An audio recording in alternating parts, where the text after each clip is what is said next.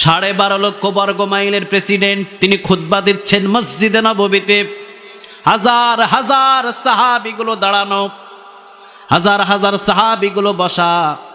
হযরত ওসমান বসে আছেন, আলী বসে আছেন, সব সাহাবীগুলো বসে আছেন। প্রেসিডেন্ট মানুষ, তিনি খুতবা দিচ্ছেন।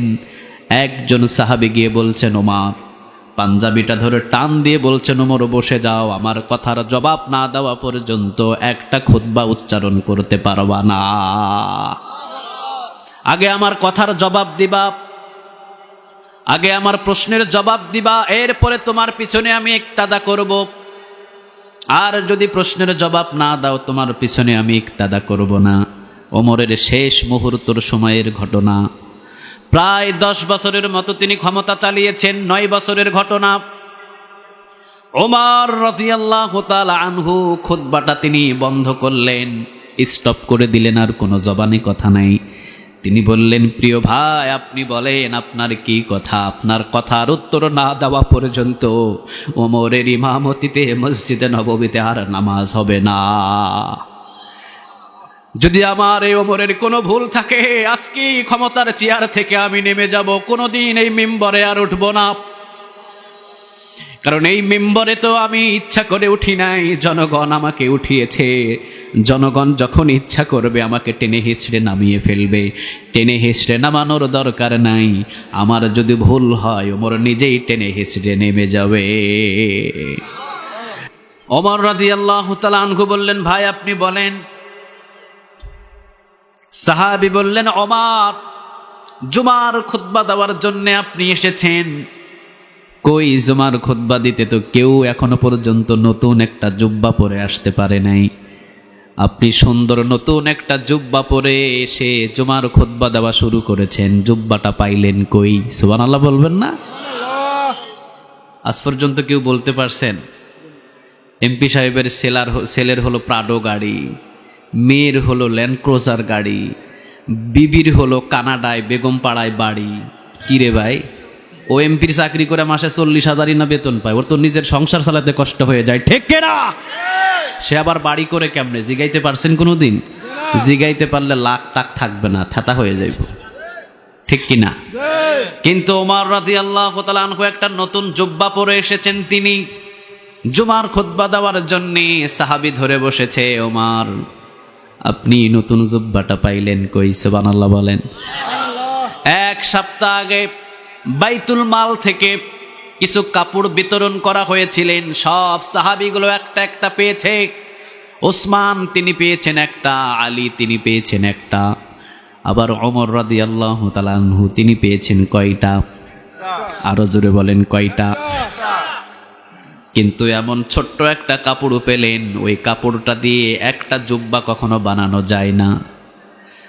সাহাবী বললেন, কই, আমরা সবাই তো একটা করে বাইতুল মাল থেকে একটা কাপড় পেয়েছি, আমরা তো একটা জুব্বা বানাইতে পারি নাই, আপনিও পেয়েছেন একটা, তাহলে আপনি নতুন জুব্বা পরে আসলেন কেমনে? নিশ্চয়ই আপনি আরেকটা চুরি করেছেন, নিশ্চয়ই আপনি আরেকটা চুরি করেছেন, আপনি নিয়েছেন 2টা। এই জন্যে চুরি করা জামা দিয়ে যদি কোনো ইমাম নামাজ পড়ায়, আমার মতো তাকওয়াবান সাহাবী তার পিছনে ইক্তাদা করবে না। কত বড় তাকওয়াবান চিন্তা করেন। হযরত ওমর রাদিয়াল্লাহু তাআলা আনহুর চোখ দিয়ে টপ টপ টপ টপ করে পানি পড়া শুরু হলো। চোর বলে আখ্যায়িত করলেন ওমরকে। ওমর রাদিয়াল্লাহু তাআলা আনহু চুপ হয়ে বসে থাকলেন, মুখের ভিতরে কোনো আওয়াজ নাই। ওমর রাদিয়াল্লাহু তাআলা আনহু কিন্তু কোরআনের দিক দিয়ে কঠোর, কিন্তু নিজের আমলের দিক দিয়ে অনেক নরম। সুবহানাল্লাহ বলেন। শরীয়তের দিক দিয়ে অনেক কঠোর। আপনি কোরআনের একটা আয়াতকে যদি গালি দেন, ওমর আপনার গদ্দান রাখবে না। কিন্তু ওমর রাদিয়াল্লাহু তাআলা আনহুরে যদি গালি দেন, ওমর তার প্রতিবাদ করে না। সুবহানাল্লাহ বলেন। ওমর রাদিয়াল্লাহু তাআলা আনহু তাকে বললেন, ওমর, আপনি একটা কাপড় চুরি করেছেন, 2টা কাপড় মিলিয়ে আপনি জামা বানিয়ে এসেছেন, এই জন্য আপনার পিছনে কোনো ইক্তাদা হবে না, আমরা ইক্তাদা করব না। ওমর রাদিয়াল্লাহু তাআলা আনহু চুপ হয়ে গেলেন, কোনো কথা বলছেন না। শুধু ওমর এতটুকু বললেন, আমার যেই চুরি করা জামা পরে আমি আপনাদের সামনে ইমামতি করতে এসেছি, এটার আসল রহস্য আমার ছেলে আব্দুল্লাহ বলে দেবে। সুবহানাল্লাহ বলে। আমার ছেলে আব্দুল্লাহ আছে, ওই আব্দুল্লাহর মুখ থেকে শোনো। আব্দুল্লাহ রাদিয়াল্লাহু তাআলা আনহু তিনি দাঁড়ালেন, তিনি সালাম দিলেন। মসজিদে নববী পরিপূর্ণ সাহাবীদেরকে বললেন, আমার বাবাকে চোর বলে কেউ আখ্যায়িত কইরেন না, আমার বাবা চুরি করে নাই। সাহাবী বললেন, তাহলে নতুন জামা পেল কোথায়, কিভাবে নতুন জামা পেয়েছে? আব্দুল্লাহ রাদিয়াল্লাহু তাআলা আনহু তিনি বলেন, আমার বাবা প্রতিদিন দেখতাম জুমার দিন আসলেই সকালবেলা আমার বাবা তার যে একটা জামা ছিল জামাটা ধুয়ে দিতেন, নিজেই ধুয়ে দিতেন। জুমার খুতবা দিতে আসবেন, বারবার শুধু জামাতে হাত দিতেন, দেখতেন জুমার খুতবা দেওয়ার আগে জামাটা ভিজে থাকতো, তখনও শুকাইতো না। ভিজে জামা পরে প্রতি জুমায় আমার বাবা খুতবা দিতে আসতেন। আমি আব্দুল্লাহ, আমার এমন আর্থিক অবস্থা, আমার বাবাকে একটা জামা বানায় দেওয়ার আমার ক্ষমতা নাই। সুবহানাল্লাহ বলেন। আমার বাবা এমন বাবা, আমি একদিন আমার মায়ের কাছ থেকে কিছু টাকা নিয়ে বাজার থেকে একটা শুকনা উট কিনে এনেছিলাম। উটের সুন্দরভাবে খাইয়ে দাইয়ে ঘাস খাইয়ে তরতাজা করে বিক্রি করতে নিয়ে গেছি কোরবানির হাটে। ওমর রাদিয়াল্লাহু তাআলা আনহু মুখের ভিতরে গামছা পরিধান করে এসে বলছেন, উটের দাম কত? সুবহানাল্লাহ বলবেন না? আমি আব্দুল্লাহ বললাম, এত টাকা, 200 দিরহাম দিতে হবে। চলে গেলেন ওমর। কিছুক্ষণ পরে আবার ওমর মুখটা খুলে এসে বলছেন, বাবা উটটা পাইলা কই? সুবহানাল্লাহ বলবেন না? আব্দুল্লাহ বললেন, বাবা আমার মায়ের কাছ থেকে কিছু টাকা নিয়েছিলাম, আমার কাছে কিছু টাকা ছিল, 100 দিরহাম দিয়ে উট কিনেছিলাম। আপনি যেই যে সিংহাসনে যেই জায়গায় বসেন, ওই জায়গার পিছনে যতগুলো জমিন আছে সবুজ সবুজ ঘাস হয়, ওই ঘাসগুলো খাইয়ে খাইয়ে এই উটটাকে তরতাজা করেছি, এখন বাজারে তুলেছি, 200 দিরহাম দাম বলে। ওমর রাদিয়াল্লাহু তাআলা আনহু বললেন, বাবা কার জমিনের ঘাস খাইয়ে তুমি উটটাকে তাজা করেছো? কার জমিনের ঘাস খাইয়ে তোমার উট এত তরতাজা হয়েছে? আমি যে জায়গায় বসেছি, যে জায়গায় বসি, জায়গার পিছনের সমস্ত জায়গা তো মদিনার জনগণের। মদিনার জনগণের জায়গার ঘাস খাইয়ে মোটটাকে তরতাজা করে বাজারে বিক্রি করে টাকা কামাইবা হবে না। বাবা 100 দিরহাম নিয়ে যাইবা, আর বাকি 100 দিরহাম ইসলামী ফাউন্ডেশনে জমা দিয়ে যাইবা। আল্লাহু আকবার। আমার বাবা জীবনে কোনোদিন আমারে হারাম খাওয়াই নাই। আমার জীবনে কোনোদিন আমার বাবাকে একটা জামা বানিয়ে দেওয়ার মতো এই আব্দুল্লাহর ক্ষমতা হয় নাই। বাইতুল মাল থেকে তোমরাও একটা করে কাপড় পেয়েছো, আমার বাবা ওমরও একটা কাপড় পেয়েছে, আমি আব্দুল্লাহও তো একটা পেয়েছি। আমি আব্দুল্লাহ আমার কাপড়টা আমার বাবাকে হাদিয়া দিয়ে বলেছি, বাবা আপনি নিজে একটা জামা বানান। আমার এবং আমার বাবার 2টা কাপড় মিলিত হয়ে একটা জামা পরে ওই জামা দিয়ে আমার বাবা আজকে খুতবা দিয়েছে। আমার বাবা চোর না। কি মনে করছেন আপনি? 12.5 লক্ষ বর্গ মাইলের প্রেসিডেন্ট যিনি, জীবনে কোনোদিন 19 থেকে 20 কখনো করে নাই। জীবনে কোনোদিন কারো অন্যায়ভাবে একটা টাকা কখনো নিজেও খাই নাই, নিজের সন্তানকেও খাওয়াই নাই। এই ওমর রাদিয়াল্লাহু তাআলা আনহু ওই ছোট্ট আব্দুল্লাহকে পাঠিয়েছে, মাদ্রাসায় পাঠিয়েছেন, যা বাবা আবু হুরায়রার কাছ থেকে কোরআন শিখ, আবু হুরায়রার কাছ থেকে ভালো ভালো মাসলাগুলো শিখ। আব্দুল্লাহ ছোট্ট মানুষ রওনা দিয়েছে। মাদ্রাসার সব ছাত্রগুলো বলছে, ওই যে দেখো প্রেসিডেন্টের ছেলে এসেছে। নিজের প্রেসিডেন্টের ছেলে, প্রেসিডেন্ট নিজেও তালিযুক্ত জামা পরিধান করে, প্রেসিডেন্টের ছেলে তার গায়েও তালিযুক্ত জামা পরিধান আছে। টিটকারি করে সবাই, তোমার বাবনা প্রেসিডেন্ট, নতুন কোনো জামা কিনে দিতে পারে না, নতুন কোনো জামা কি তোমাকে কিনে দিতে পারে নাই? নতুন বৎসর আসলেই আমাদের সন্তানগুলো বলে, বাবা স্কুলে যাব, নতুন পোশাক দিতে হবে, ঠিক না বা ঠিক?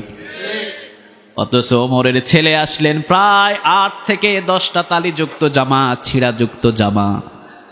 ওমর রাদিয়াল্লাহু তাআলা আনহুর ছেলে আব্দুল্লাহ রাগান্বিত হয়ে বাড়িতে চলে গেলেন। ওমরের কাছে গলা ছেড়ে কান্না শুরু করলেন। ওমর বললেন, বাবা কি হয়েছে তোমার, কে মেরেছে? আব্দুল্লাহ বললেন, আব্বু আপনি যদি আমাকে নতুন একটা জামা না কিনে দেন, এই আব্দুল্লাহ আর মাদ্রাসার গেটে যাবে না। ওমর রাদিয়াল্লাহু তাআলা আনহু বললেন, বাবা আমাকে একটা সপ্তাহ সময় দে, একটা সপ্তাহের ভিতরে তোকে একটা নতুন জামার ব্যবস্থা করে দেব। আমি আর আপনি সাধারণ মানুষ, ছেলে যদি বলে একদিনের ভিতরে 1000টা জামা আনতে পারি, ঠিক না বা ঠিক? 1 সপ্তাহ সময় ছেলের কাছ থেকে চেয়ে নিলেন। ছেলের কাছ থেকে চেয়ে নেওয়ার পর ওমর রাদিয়াল্লাহু তাআলা আনহু নিজে এইবার একটা পত্র লিখলেন অর্থমন্ত্রীর কাছে। সুবহানাল্লাহ বলে। অর্থমন্ত্রী হলেন হযরত বেলাল রাদিয়াল্লাহু তাআলা আনহু। যেমন হলেন প্রেসিডেন্ট, তেমন হলেন অর্থমন্ত্রী।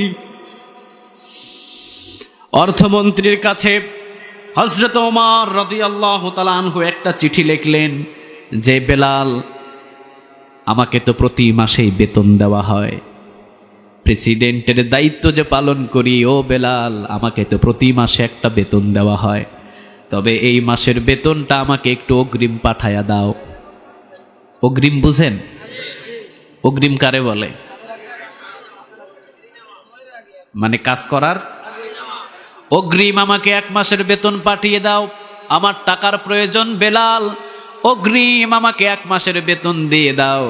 বেলাল রাদিয়াল্লাহু তাআলা আনহু মুস্কি একটা হাসি দিয়ে চিঠির অপর পৃষ্ঠায় আবার 2টা লাইন লিখলেন। জোরে বলেন কয়টা?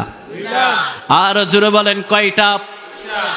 বেলাল রাদিয়াল্লাহু তাআলা আনহু বললেন, চিঠি বার্তা যিনি নিয়েছিলেন তাকে বললেন, যাও ওমরের হাতে এই চিঠিটা দিয়ে দিও। ওমর যদি প্রশ্নের জবাব দিতে পারে, আমি বেলাল নিজেই ওমরের বেতনটা ওমরের ঘরে পৌঁছায়া দেব। কি 2টা লাইন লিখলেন বেলাল, কি 2টা লাইন লিখলেন বেলাল রাদিয়াল্লাহু তাআলা আনহু। প্রথম যে লাইনটা লিখলেন, ওমর 1 মাসের অগ্রিম বেতন যা আপনি আমার কাছ থেকে চেয়েছেন, এই 1 মাস যে জনগণ আপনাকে ক্ষমতার চেয়ারে রাখবে, এইটার গ্যারান্টি পাইলেন কেমনে? সুবহানাল্লাহ নাই? 41 সাল লিখিত করে দেয়, আছে না নাই? পাইলেন কই? কেমনে পাইলেন আপনি এগুলো কথা? সেকেন্ডের কোনো বিশ্বাস নাই, কারণ মৃত্যুর মালিকটাকে। বেলাল রাদিয়াল্লাহু তাআলা আনহু বললেন, ওমর অবশ্যই আমি আপনাকে 1 মাসের বেতন অগ্রিম দেব। আগে আপনি বলেন, এই 1 মাস পর্যন্ত যে আপনি ক্ষমতার চেয়ারে থাকতে পারবেন, জনগণ যে আপনাকে রাখবে, এইটার নিশ্চয়তা কোথায়? ওমর রাদিয়াল্লাহু তাআলা আনহু বললেন, বেলাল আমার অন্ধকার চক্ষুটা তুমি খুলে দিয়েছো। বেলাল রাদিয়াল্লাহু তাআলা আনহু লিখলেন, ওমর এইটা তো সহজ কথা, এইটা হলো জনগণের ব্যাপার। ঠিক আছে, আপনি জোর করে হলেও 1টা মাস আপনি ক্ষমতার চেয়ারে থাকলেন। ওমর রে, আরেকটা প্রশ্নের জবাব দেন। আপনি যে অগ্রিম বেতন আমার কাছ থেকে 1 মাস চেয়েছেন, এই 1 মাস যে আপনি জীবিত থাকবেন, এইটার গ্যারান্টি দিতে পারবেন নাকি আপনি? ওমর রাদিয়াল্লাহু তাআলা আনহুর হাত থেকে কাঁপতে কাঁপতে চিঠিটা পড়ে গেলেন। ওমর রাদিয়াল্লাহু তাআলা আনহু বললেন, বেলাল ওমর কেন? ওমরের যদি আরো 1000টা ওমর দুনিয়ায় আসে, 1 মাস জীবিত থাকতে পারবে, এটার গ্যারান্টি ওমর দিতে পারবে না। এই জন্যে খবরদার, কোরআনের ময়দানে এসেছেন, কোরআনের ময়দান থেকে যাবার বাড়ি পর্যন্ত যেতে পারবেন, কোনো গ্যারান্টি নাই। বিশ্বনবীজি বললেন, ইন্নাকা মাইয়িতু ওয়া ইন্নাহুম মাইয়িতুন। ও নবী, সবাইরে জানিয়ে দেন আপনি নিজেও দুনিয়া থেকে বিদায় হয়ে যাবেন, আবার আমি দুনিয়াতে যা কিছু সৃষ্টি করেছি সবগুলারে বিদায় করে নিবে কে? আর জোরে বলেন কে? এই জন্য আসার একটা সিরিয়াল আছে, কিন্তু যাওয়ার কোনো সিরিয়াল নাই, ঠিক কিনা? তো যার জন্য কোরআনের ময়দানে বসেছেন, একটু সময় ধরে বসে থাকলে কি কষ্ট হবে? সবাই বলেন কষ্ট হবে? ময়দান থেকে তাওবা করে এরপরে আমরা এখান থেকে বিদায় নিব ইনশাআল্লাহ। আমরা চলে যাচ্ছি কোরআন থেকে আলোচনায়। কোরআনের ভিতরে সূরা কয়টা? 114টি। সবাই বলেন কয়টা? জানেন কয়টা? কেউ 2টা, কেউ 3টা, ঠিক কিনা? সূরাতুল ফাতিহা যারা জানেন, একবার পড়লে 15 পারা কোরআন তেলাওয়াতের নেক আল্লাহ আমল নামায় জমা করে দেবে। সূরা ইখলাস যে জানে, একবার পড়লে 10 পারা কোরআন তেলাওয়াতের নেক আল্লাহ আমল নামায় জমা করে দেবে। আয়াতুল কুরসি যদি কেউ জানেন, 15 পারা কোরআন তেলাওয়াতের নেক একবার পড়াতে আমল নামায় জমা করে দেবে। সূরা ইয়াসিন যদি মুমূর্ষ রোগীর পাশে পড়েন, তার মৃত্যুটা কলস থেকে পানি ঢাললে যেভাবে সহজে পড়ে যায়, রূহটা এইভাবে সহজে বাহির করবেন কে? আর জোরে বলেন তো দেখি কে? তাহলে আজকে আমরা কথা শুনবো 31 নম্বর সূরা থেকে। সূরার ক্রমিক নম্বর কত বলেন? 31। সবাই বলেন 31। আর জোরে বলেন। এটার আয়াত সংখ্যা হলো 34। কত?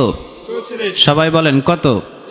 এই সূরার নাম হলো সূরা লুকমান। সূরার নামটা বলেন, আবার বলেন। লুকমান নামটা আপনাদের কাছে কেমন লাগে? সবাই বলেন কেমন লাগে? ভালো লাগে?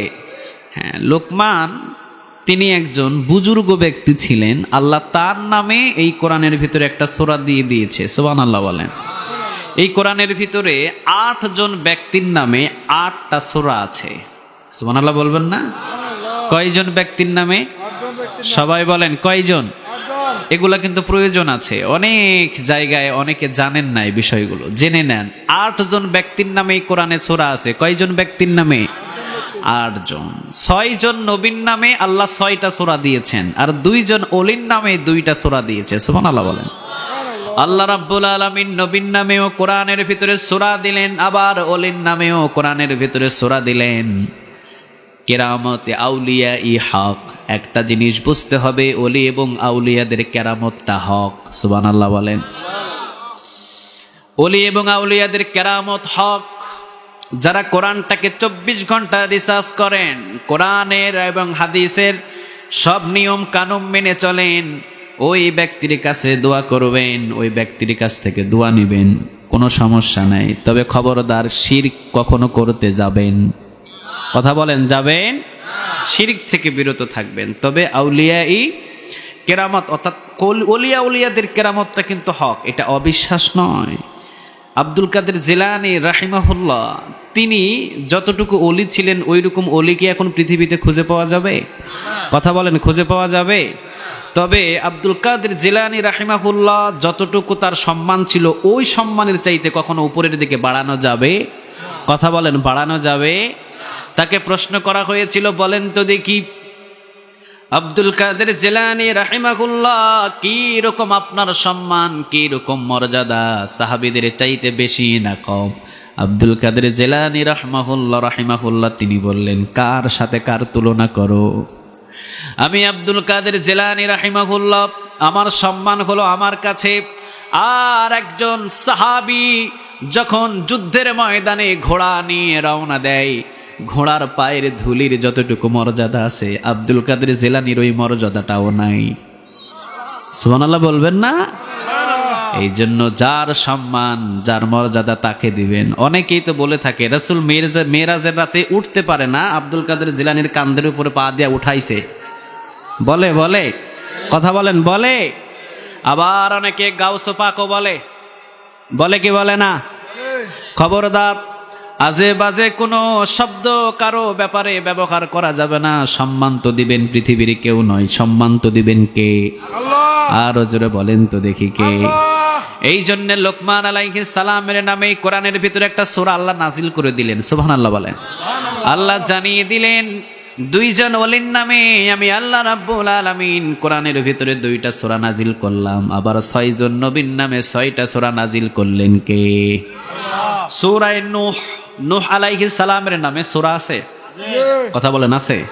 তাহলে সূরা নূহ, সূরা হুদ, সূরা ইউসুফ, সূরা ইউনুস, সূরা ইব্রাহিম, সূরা মুহাম্মদ সাল্লাল্লাহু আলাইহি ওয়াসাল্লাম, এই 6 জন নবীর নামে সূরা দিলেন কয়টা? আর জোরে বলেন কয়টা? বাপ এবং বেটা দুইজনের নামে আল্লাহ দুইটা সূরা দিলেন। সুবহানাল্লাহ বলেন। ইব্রাহিম আলাইহিস সালাম ছিলেন বাবা, আর বিশ্বনবী মুহাম্মদ সাল্লাল্লাহু আলাইহি ওয়াসাল্লাম ছিলেন সন্তান। সুবহানাল্লাহ বলবেন না? বাপ এবং বেটা দুইজনের নামে দুইটা সূরা নাজিল করলেন কে? অসংখ্য নবী এবং অসংখ্য রাসূল দুনিয়াতে এসেছেন। কোরআনের ভিতরে 25 জন নবীর নাম আল্লাহ রাব্বুল আলামিন উল্লেখ করলেন। তবে 25 জন নবীর নামে আল্লাহ 25টা সূরা দেয় নাই। 6 জন নবীর নামে 6টা সূরা দিলেন, কিন্তু 25 জন নবীর নাম কোরআনের ভিতরে নিয়ে আসলেন কে? মুসা আলাইহিস সালামের অনেকবার নাম কোরআনের ভিতরে এসেছে, কিন্তু মুসা আলাইহিস সালামের নামে সূরা নাজিল হয় নাই, কথা বলেন, সূরা নাজিল হয় নাই, হয় নাই। আদম আলাইহিস সালামের কথা এসেছে কোরআনে, কিন্তু আদম আলাইহিস সালামের নামে কোনো সূরা নাজিল হয় নাই। হয় নাই। আল্লাহ রাব্বুল আলামিন 6 জন নবীর নামে 6টা সূরা দিলেন, আর 2 জন ওলির নামে 2টা সূরা দিলেন। সুবহানাল্লাহ বলেন। আল্লাহ আবার এখানে বললেন 2 জন ওলির নামে 2টা সূরা দিলাম, একজন পুরুষ ওলি আরেকজন মহিলা ওয়ালি। সুবহানাল্লাহ বলবেন না? শুধুমাত্র যে পুরুষদের কেরামতে থাকবে মহিলাদের কেরামতে থাকবে না এইটা কিন্তু না। ও মিয়া, পৃথিবীর সমস্ত পুরুষদেরকে যদি এক পাল্লায় দেন, আর হযরত আয়েশা রাদিয়াল্লাহু তাআলা আনহার যদি ইলম এক পাল্লায় দেন, পৃথিবীর সমস্ত আলেম ওলামাদের ইলমের চাইতে আমার মা আয়েশা রাদিয়াল্লাহু তাআলা আনহার ইলমের ওজন বেশি হয়ে যাবে। সুবহানাল্লাহ বলবেন না?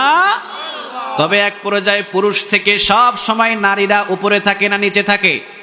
কথা বলেন, উপরে না নিচে? তবে হযরত আয়েশা রাদিয়াল্লাহু তাআলা আনহার সাথে পৃথিবীর কোনো আলেমের তুলনা হবে না। আয়েশার সাথে তুলনা হবে মুহাম্মদ সাল্লাল্লাহু। আমার রাসূলের দিক থেকে আয়েশা কখনো বড় হতে পারবে? কথা বলেন, পারবে? কিন্তু আয়েশার সাথে যদি পৃথিবীর সব আলেম ওলামাদের ইলম ওজন করেন, আয়েশার ইলমের ওজন বেশি হয়ে যাবে। সুবহানাল্লাহ বললেন না? আবু হুরায়রা তিনি মাঝে মাঝে বলতেন, আমি যখন ইবারত ভুলে যেতাম, হাদিসের দরসগুলো যখন আমি ভুলে যেতাম, এলোমেলো হয়ে যেত, আয়েশা আমাকে ঠিক করে দিত। সুবহানাল্লাহ বলবেন না? আয়েশা রাদিয়াল্লাহু তাআলা আনহা একবার শুনতেন, জুড়ে বলেন কয়বার? একবার শুনলেই মুখস্থ হয়ে যেত। সুবহানাল্লাহ বলেন। এই জন্য বিশ্বনবী যখনই কোরআনের কথা হাদিসের কথা বলতেন, পর্দার আড়ালে আগে জিজ্ঞাসা করতেন আয়েশা বসেছে কিনা। সুবহানাল্লাহ বলবেন না? কই আমার আয়েশা বসেছে কিনা? যখন ভিতর থেকে বিবিরা বলতেন হ্যাঁ আয়েশা রাদিয়াল্লাহু তাআলা আনহা এখন বসেছে, বিশ্বনবী এইবার বয়ান করা শুরু করতেন। সুবহানাল্লাহ বলেন।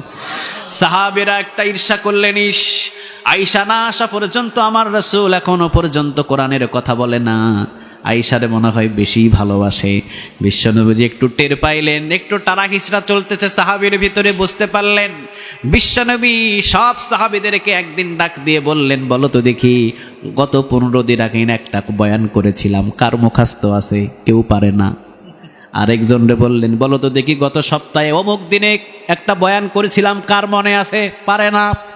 3 দিন আগের কথা বিশ্বনবী বললেন, 3 দিন আগে একটা হাদিস বর্ণনা করলাম, বলো তো দেখি। কয়েকজন পারলেন, বাকিগুলা পারে না।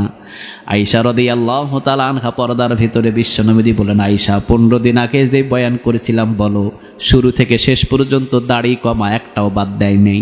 সুবহানাল্লাহ।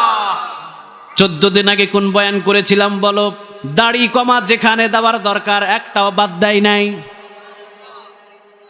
একদম 15 দিন আগে থেকে 15 দিনের যতগুলো বয়ান খণ্ড খণ্ড করে বলেছে। সুবহানাল্লাহ বলেন। এই জন্য বিশ্বনবীজি বলতেন, খবরদার, কাকে যে আল্লাহ রাব্বুল আলামিন ইলম দেবে কখনো বলা যায় না, কারণ ইলমের মালিকটা কে? আরো জোরে বলেন তো দেখি কে? এই জন্যে আল্লাহ রাব্বুল আলামিন অনেক নবীর নাম কোরআনের ভিতরে নিয়ে আসলেন, কিন্তু কোরআনের ভিতরে আল্লাহ রাব্বুল আলামিন 2 জন ওলির নাম নিয়ে আসলেন। জোরে বলেন কয়জন? 6 জন নবীর নাম নিয়ে আসলেন। বাকিগুলো আনার কোনো প্রয়োজন নাই, এই জন্য আনেন নাই। কে? আর জোরে বলেন কে? 2 জন ওলির নাম নিয়ে আসলেন, একজন হলো পুরুষ ওলি, আরেকজন হলো মহিলা ওয়ালি। পুরুষ ওলির নামটা হলেন লোকমান আলাইহিস সালাম, আর তিনি ছিলেন মারিয়াম আলাইহিস সালাম। লোকমান আলাইহিস সালামের নামে একটা 36 আয়াতের একটা সূরা দিলেন। আবার ঈসা আলাইহিস সালামের মাতা মারিয়াম আলাইহিস সালামের নামে একটা সূরা নাজিল করলেন। কে? আর জোরে বলেন তো দেখি কে? লোকমান আলাইহিস সালামের কিছু গুণ ছিল, সুবহানাল্লাহ বলেন। কি ছিল? সবাই বলেন কি ছিল? লোকমান আলাইহিস সালামের কিছু গুণ ছিল। তিনি কিন্তু সাধারণ কোনো মানুষ নয়, তিনি ছিলেন অসাধারণ একজন মানুষ, সুবহানাল্লাহ। দেখেন তো দেখি ওনার ওই কোয়ালিটির সাথে এই জায়গায় যারা বসেছেন আপনাদের এই কোয়ালিটির মিল আছে কিনা বাহির করবেন। লোকমান আলাইহিস সালামের যে কোয়ালিটি ছিল আপনারা চাইতে ভালো ছিল না খারাপ ছিল আপনারাই বিচার করবেন। Luqman to black is human, Luqman আলাইহিস সালাম ছিলেন একবারে কালো কুচকুচে। কেউ আছে এরকম মানুষ? কথা কন না কেন, আছে? একবারে কেমন ছিলেন? আবার বলেন কেমন? একেবারে কালো কুচকুচে। Lokman is very short people, Lokman আলাইহিস সালাম ছিলেন একবারে বেঠে মানুষ। আছে এখানে? আছে? খাটো খাটো মানুষ আছে? লোকমান আলাইহিস সালামের নাকটা ছিল একটু বসা। নাকটা ছিলেন কি? মানে চ্যাপটা। কি বলেন এইটারে? চ্যাপটা। লোকমান আলাইহিস সালামের পাটা ছিল একেবারে ফাটা। পা ছিলেন ফাটা। লোকমান আলাইহিস সালাম ছিলেন একজন গোলাম। আছে এরকম গোলাম এখানে? তিনি কি ছিলেন? তার এগুলো 6টা গুণ ছিলেন। লোকমান আলাইহিস সালামের 6 নম্বর গুণ, তিনি ছাগল চড়াতেন। সমস্ত নবী চড়িয়েছেন, তিনিও চড়াইছেন। সুবহানাল্লাহ বলবেন না?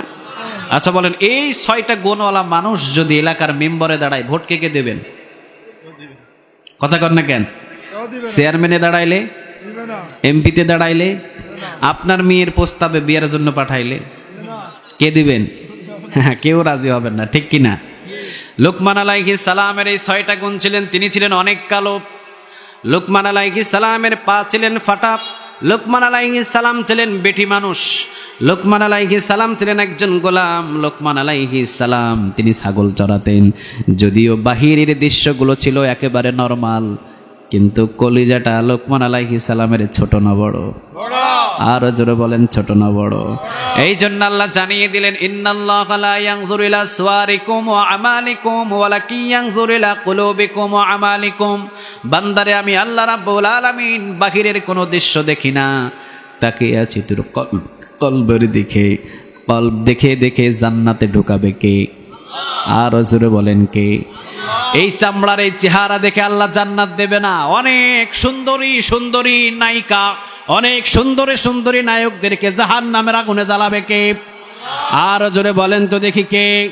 আবার অনেক কালো মানুষদেরকে জান্নাতের ভিতরে ঢোকায়া দিবেন কে? সুবহানাল্লাহ বলবেন না? লোকমান আলাইহিস সালাম তিনি ছিলেন অনেক কালো মানুষ। তাফসীরের ভিতরে এসেছে 3 জন কালো মানুষ হলো পৃথিবীর সবচাইতে শ্রেষ্ঠ মানুষ। সুবহানাল্লাহ বলবেন না? কালো মানুষদের তো অভাব নাই, হাজার হাজার কালো মানুষ আছে, কিন্তু তাফসীরের ভিতরে এসেছে 3 জন কালো মানুষ হলো শ্রেষ্ঠ মানুষ। সুবহানাল্লাহ নাই? মানে কালো মানুষদের কাতারে যদি তাদেরকে দাঁড় করায়, সব কালো মানুষদের ভিতরে তারা 3 জন হলো শ্রেষ্ঠ। সুবহানাল্লাহ বলেন। একজন হলেন লোকমান আলাইহিস সালাম, তার কথা তো আমরা শুনবই। দ্বিতীয় নম্বর হলেন হযরত বেলাল রাদিয়াল্লাহু তাআলা আনহু। সুবহানাল্লাহ বলেন। যদিও কালো মানুষ, কিন্তু কলিজাটা একবারে আয়নার মতো ঝকঝকে, ঠিক না ভাই? ঠিক। বেলাল রাদিয়াল্লাহু তাআলা আনহু যদিও কালো, সম্মান শুধুমাত্র দুনিয়ায় নয়, বিশ্বনবী জান্নাতের ভিতরে হাঁটাহাঁটি করেন। বেলাল রাদিয়াল্লাহু তাআলা আনহুর পায়ের আওয়াজ শুনতে পাই। কিরে ভাই, বেলাল তো এখনো পর্যন্ত দুনিয়ায়। বেলাল রাদিয়াল্লাহু তাআলা আনহুর সম্মান জান্নাত পর্যন্ত পৌঁছিয়ে দিয়েছেন কে? বেলাল রাদিয়াল্লাহু তাআলা আনহু শুধু 2 হাত তুলতেন, হাতের দোয়াগুলো কবুল করতেন কে? আর জোরে বলেন তো দেখি কে? বেলাল রাদিয়াল্লাহু তাআলা আনহু ছিলেন এমন একজন সাহাবী, বিশ্বনবী সাল্লাল্লাহু আলাইহি ওয়াসাল্লাম বেলাল রাদিয়াল্লাহু তাআলা আনহুকে মুয়াজ্জিনের চাকরিতে নিযুক্ত করলেন। সুবহানাল্লাহ বলেন। বেলাল রাদিয়াল্লাহু তাআলা আনহুর মুয়াজ্জিনের চাকরি, আজান দেন। হঠাৎ কিছু সাহাবী বললেন, ও নবী, বেলালের চেহারা সুন্দর নয়, বেলালের চেহারার দিকে আর আমাদের তাকাইতে ভালো লাগে না। নবী গো, বাহিরের অঞ্চল থেকে আমাদের ইসলামটাকে দেখতে আসলে বেলাল যখন আজান দেয় আমাদের আর সম্মান থাকে না। বেলালের দিকে তাকাইলে তারা বলে ইসলাম যে এরকম, ইসলামের মুয়াজ্জিন ওই রকম। নাউজুবিল্লাহ বলেন। ভালো একজন চেহারা সুন্দরওয়ালা একটা মানুষকে আপনি চাকরি দিয়ে দেন। বিশ্বনবী দিতে চাই না, এরপরও বললেন ঠিক আছে যাও। বেলাল মুয়াজ্জিনের চাকরি ক্যান্সেল করে দিলাম, সুন্দর চেহারাযুক্ত মুয়াজ্জিন নিযুক্ত করলেন। ফজরের আজান দিতে আসলেন, বেলাল মসজিদে নববীর কোনায় বসে আছে, ফজরের আজান দিতে আসলেন, কিন্তু আজান দিতে এসে আজান দিলেন, 3 ঘন্টা পর্যন্ত বিশ্বনবীজি ওয়েট করলেন। সুবহে সাদিক করে না কে? আর জোরে বলেন তো দেখি কে? 3 ঘন্টা পর্যন্ত আজান দিয়ে বসে আছে, সুবহে সাদিক হয় না। বিশ্বনবী সাল্লাল্লাহু আলাইহি ওয়াসাল্লাম ডান দিকে তাকান, কাউরে দেখা যায় না, বাম দিকে তাকান, কাউরে দেখা যায় না, এখনো অন্ধকার। জিবরিল আলাইহিস সালাম এসে বললেন, ও নবী, আজান কি হয় নাই? সুবহানাল্লাহ বলেন। বিশ্বনবীজি বললেন, কেন? সুন্দর চেহারাযুক্ত মুয়াজ্জিন আজান দিয়েছে। জিবরিল বললেন, ও নবী, আল্লাহ তো চেহারা দেখেন না, আল্লাহ তো চেহারা দেখেন না। ও নবী, কারে দিয়ে আপনি আজান দিয়েছেন? বেলাল রাদিয়াল্লাহু তাআলা আনহুর কণ্ঠ থেকে যখন আজান আসে, আল্লাহ রাব্বুল আলামিনের আরশে গিয়ে আজানের আওয়াজটা ধাক্কা লেগে যায়। আল্লাহ রাব্বুল আলামিন আমারে পাঠিয়েছেন, ও নবী, পৃথিবীর যে কেউ এই মসজিদে নববীতে বেলাল থাকাকালীন আজান দেবে, আজান মসজিদের ছাদের ওই পাশে পার হবে না, কিন্তু বেলাল যদি আজান দেয়, বেলালের আজানটা আরশ পর্যন্ত কবুল করেন কে? বেলালের পরীক্ষাগুলো কত কঠিন পরীক্ষা হয়েছে। মুয়াজ্জিনের চাকরি বেলালের জন্য পৃথিবীর কেউ নিযুক্ত করে নাই, বেলালের মুয়াজ্জিনের চাকরিটা নিযুক্ত করলেন কে? চেহারা তো আল্লাহ দেখেন নাই, আল্লাহ দেখলেন শুধু কলব। সুবহানাল্লাহ বলেন। 2 জন গোলাম গেলেন, একজন হলেন বেলাল, আরেকজন হলেন লোকমান আলাইহিস সালাম। আরেকজন ছিলেন গোলাম, কালো মানুষদের ভিতরে শ্রেষ্ঠ মানুষ, ওমরের কৃতদাস। সুবহানাল্লাহ বলেন। ওমর মাঝে মাঝেই মুখের ভিতরে গামছা বেঁধে পাহাড়ি অঞ্চলের দিকে যাইতেন আর দেখতেন এলাকার ভিতরে কি খবর। রাখালের সাথে দেখা হলো। কার সাথে বলেন? ওমর রাদিয়াল্লাহু তাআলা আনহুর রাখালের সাথে দেখা। ওমর রাদিয়াল্লাহু তাআলা আনহু সালাম দিলেন, নিজের পরিচয় গোপন রাখলেন। বাচ্চাটারে বললেন, যুবকটারে বললেন, ভাই বলো তো দেখি এই এলাকার ভেতরে পরিস্থিতি কি রকম? তিনি বললেন, আলহামদুলিল্লাহ। সুবহানাল্লাহ বলবেন না?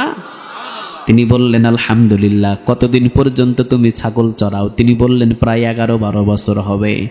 ওমর রাদিয়াল্লাহু তাআলা আনহু চলে গেলেন, আবার আসলেন, আবার বসলেন, তাকে একটু লোভ লাগালেন। ওমর জিজ্ঞাসা করলেন, ভাই বলো তো দেখি তোমার এই ছাগলের ভিতরে কতটা ছাগল?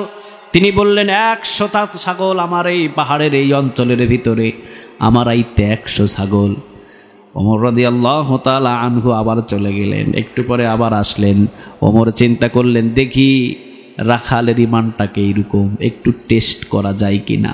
সুবহানাল্লাহ বলেন। ওমর রাদিয়াল্লাহু তাআলা আনহু বললেন, 100 ছাগল, 10টা ছাগল আমারে দিয়া দাও। জোরে বলেন, কয়টা?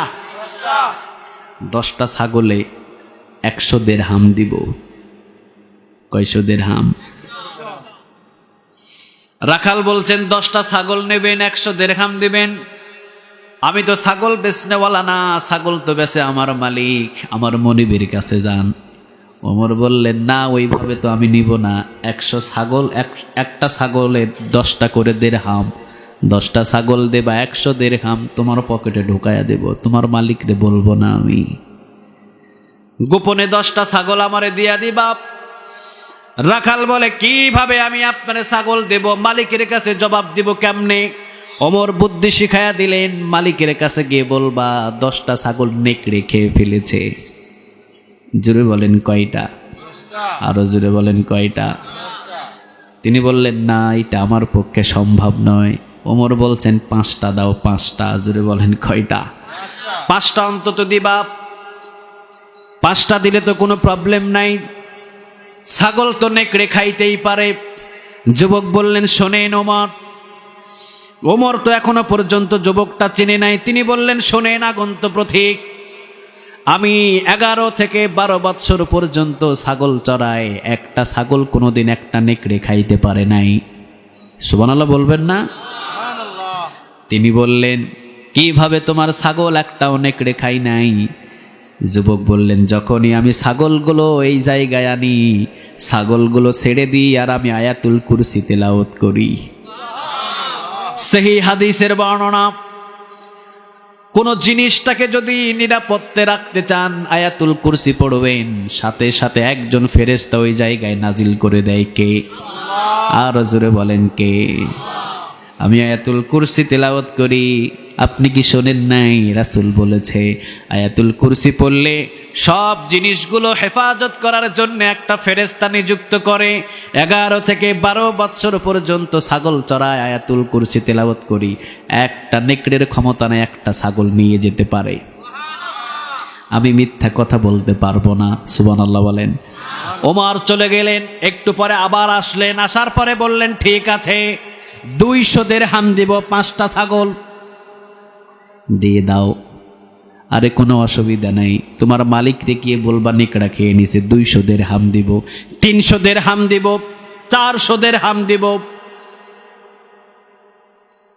যুবক বলছে আপনারে যদি আমি ছাগল দিয়ে দিই, মালিকরে গিয়া যদি আমি বলি ছাগলটা নেকড়ে খেয়ে নিয়েছে, কিন্তু এটা তো আমার দুনিয়ার মালিক, কিন্তু আমার আসল মালিক তো একজন আছে, বলেন তিনি কে?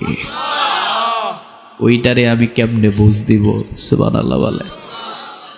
ওমর রাদিয়াল্লাহু তাআলা আনহু রাখালের ঈমান দেখে অবাক হয়ে গেলেন। ওমর রাদিয়াল্লাহু তাআলা আনহু তিনি রওনা দিলেন তার খোঁজ নেওয়ার জন্যে। একটু পরে আবার ওমর আসলেন, আসার পরে বললেন শুনেন ভাই, আপনি ছাগল আমারে দিয়ে দিবেন, কোনো অসুবিধা নেই, তবে আপনার পরিচয়টা আমি চাই, আপনার পরিচয়টা দেন। তিনি বললেন পাশেই আমার মালিকের নাম, আমার মালিকের নাম অমুক, 12 বছর থেকে 13 বছর পর্যন্ত যে মনিবের গোলামি করছি, জান আমার মালিকের নাম অমুক। ওমর রাদিয়াল্লাহু তাআলা আনহু তিনি রওনা দিলেন তার খবর নেওয়ার জন্য। পিছন থেকে ডাক দিয়ে যুবকটা বলছেন এইদিকে আসেন, আপনার চেহারা সুরত তো দেখে যায় ইমানদার মানুষ, কিন্তু আপনি তো মানুষের ইমান নষ্ট করার জন্য উঠে পড়ে লেগেছেন।